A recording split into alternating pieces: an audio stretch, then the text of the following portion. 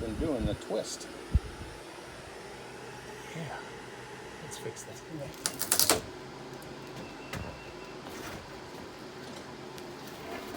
One screw holding that post in to support this entire roof. Ay.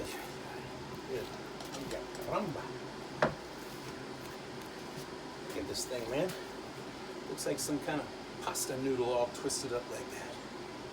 Good.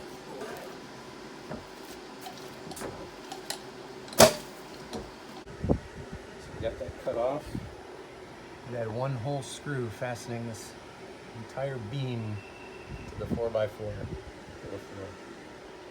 So we're gonna go ahead and get another 4x4 now, replace it, and then this one right here can come out. It's just a jack. 6-inch screws all the way around up into the beam.